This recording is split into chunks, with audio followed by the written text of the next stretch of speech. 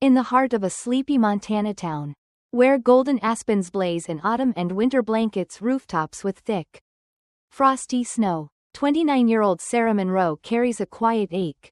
The cedar-shingled house perched on a gentle slope, where she once laughed with her father, now hums with absence. Just 3 weeks ago, her father, James Monroe, slipped away in the pre-dawn stillness. His year-long battle with pancreatic cancer finally at rest.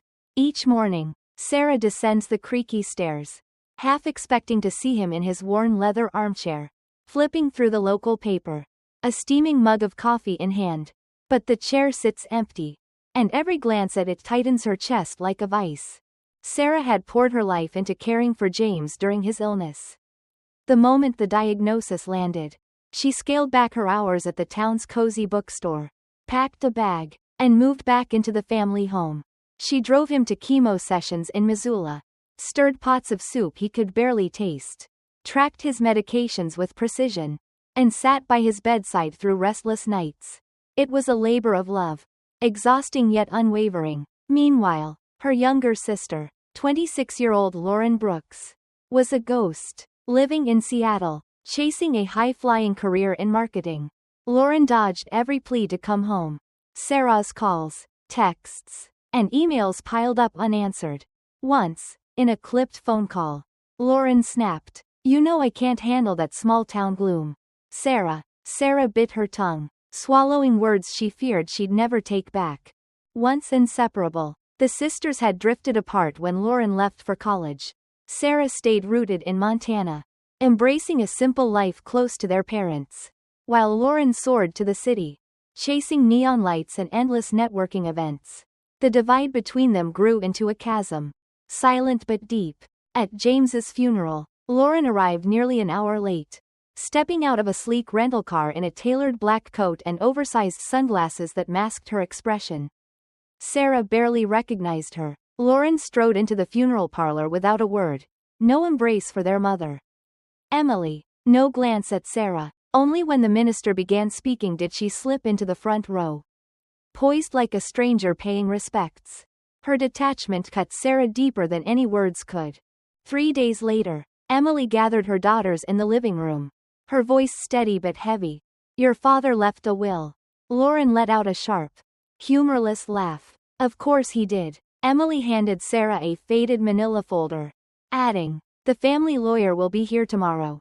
That night, Sarah sat alone by the bay window, watching snowflakes dust the town's rooftops. She recalled a moment early in James's treatment when he'd gripped her hand and said, "When I'm gone, look for what I left you. It's not in the will." At the time, she thought he meant memories. Now, his words gnawed at her, keeping sleep at bay. The next morning, Tom Bradley, the family's longtime lawyer, arrived promptly, his polished briefcase gleaming. They sat around the oak dining table, Emily pouring tea as tension hung thick in the air. Tom opened the will and read, "The main house and most assets would go to Emily Monroe." Lauren smirked, clearly pleased, but when Tom continued, "The old cabin out back and its lot will go to Sarah Monroe." Lauren snorted, "The cabin? That rickety shed by the barn? How sweet." Sarah said nothing, but her chest burned. She didn't care about money. But why had her father left Lauren the lion's share and her a crumbling shack he'd used as a quiet retreat? As Tom tucked the will away, Emily's gaze lingered on Sarah, her eyes carrying a silent message Sarah couldn't yet decipher.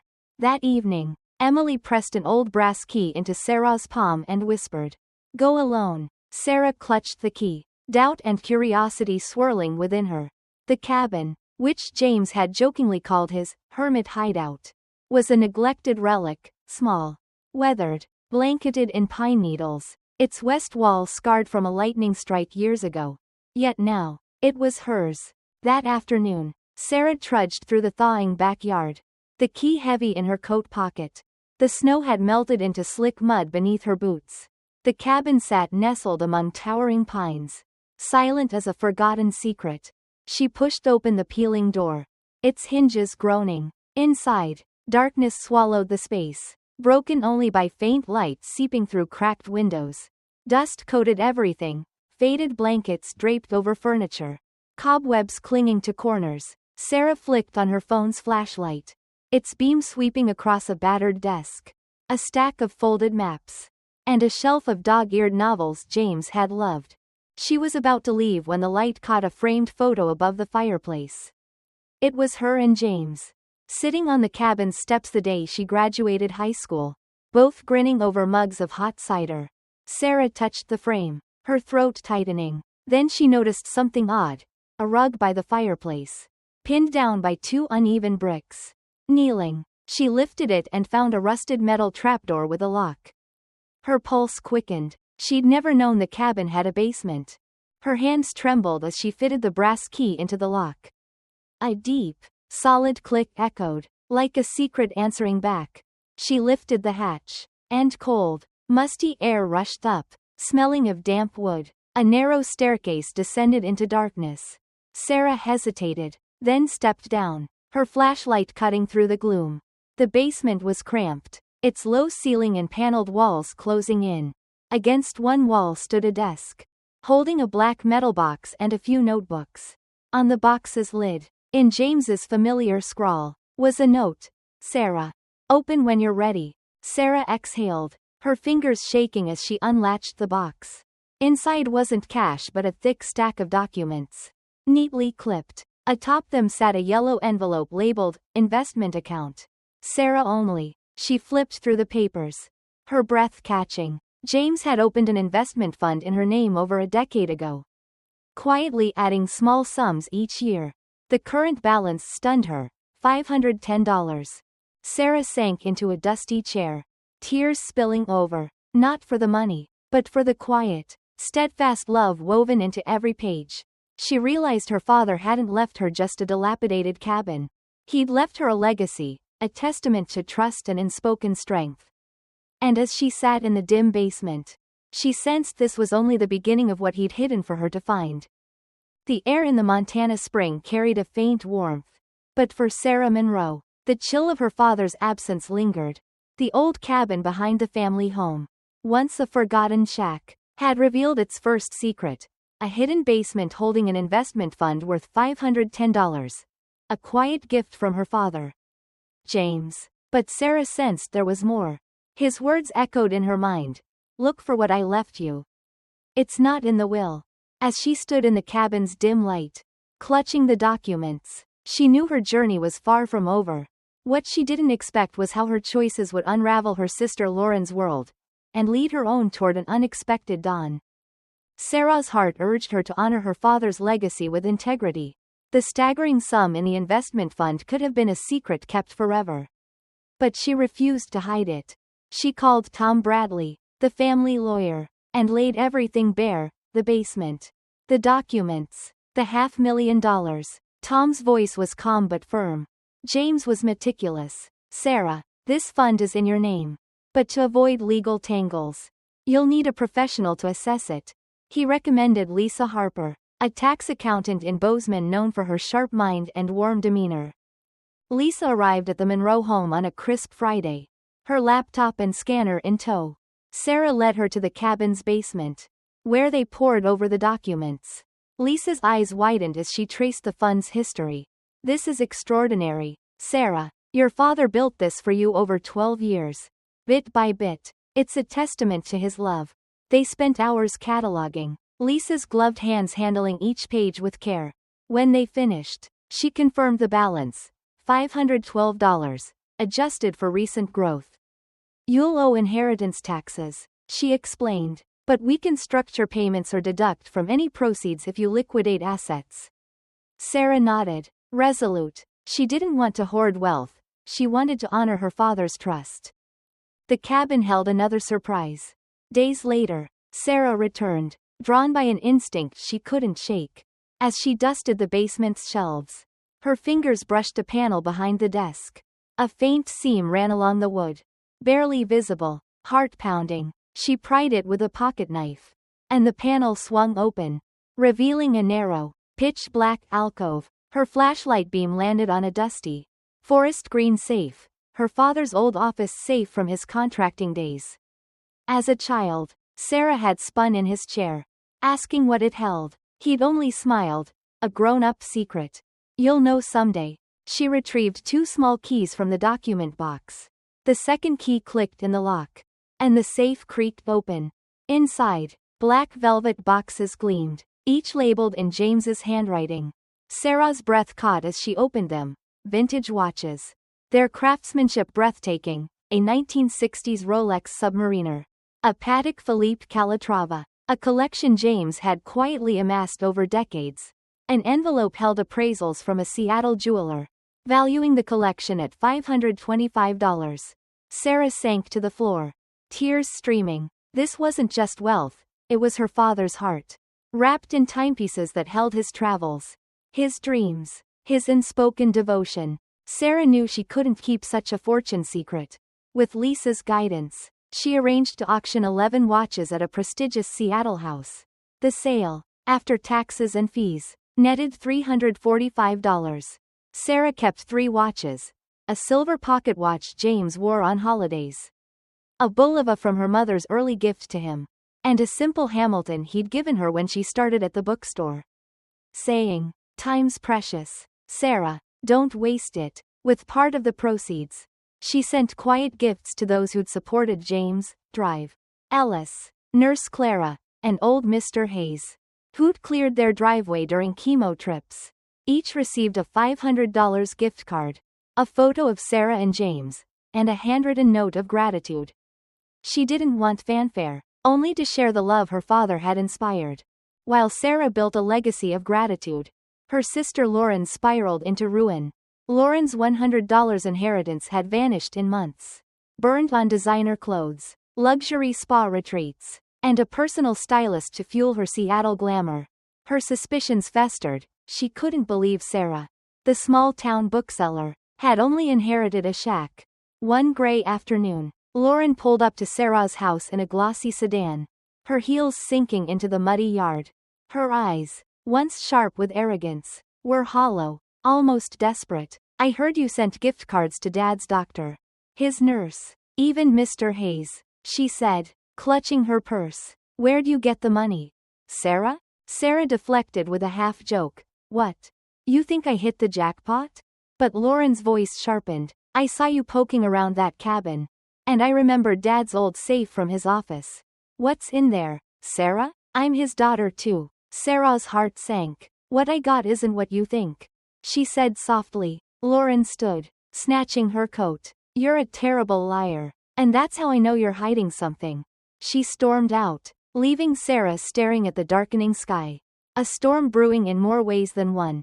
That night, Lauren's desperation turned reckless. Emily called Sarah near midnight, her voice trembling. Someone broke into the house. It was Lauren. She was in the basement, tearing through boxes. She wouldn't speak, just ran out. Sarah raced to her mother's, finding the basement door ajar, cardboard boxes shredded, and a muddy heel print matching Lauren's boots. The safe, untouched, loomed in the shadows. Sarah's stomach churned. Lauren hadn't just crossed a line, she'd shattered trust. Days later, a Sunday morning call shattered the quiet. Emily's voice broke over the phone. "Sarah, get to the hospital. Lauren's hurt." The safe, it fell on her. Sarah's coffee mug slipped, smashing on the kitchen tiles. At the hospital, Emily, pale and clutching a scarf, explained. Lauren had snuck into the house, determined to crack the safe. She'd pried at it, tilted it, and lost her grip. The heavy steel crashed, fracturing her leg and bruising her spine. She'd be bedridden for weeks. In Lauren's hospital room, Sarah found her staring at the ceiling, her casted legs stark against the sheets. "What are you doing here?" Lauren muttered. "I don't know," Sarah admitted. Lauren scoffed. "Don't act all innocent. I know what's in that safe." Her voice cracked, revealing a deeper wound. "My life's not perfect either. Sarah, you think you're the only one who's suffered?" Before Sarah could respond, a man in a suit entered, Evan, Lauren's husband. Without a glance at Sarah, he dropped a stack of papers on the nightstand. "Divorce papers. Sign them." Lauren froze. Evan's voice was ice. "You blew through your inheritance, credit cards, handbags, a stylist. Then you break into your mother's house for more?" "I'm done." He nodded to Sarah. I'm sorry you got dragged into this, and left. Lauren hurled a pillow to the floor. Tears spilling. He doesn't get it. Neither do you. Sarah placed the pillow back gently. No, Lauren, you're the one who doesn't. Beside the bed, among unsigned divorce papers, lay a job listing magazine. Its cover screaming, "Start over." It's not too late. Sarah walked out, her heart heavy but resolute. Lauren's greed had cost her everything, her marriage, her family, her pride. Yet Sarah couldn't abandon her completely. Not yet. Spring arrived, melting the last snow from the Monroe porch.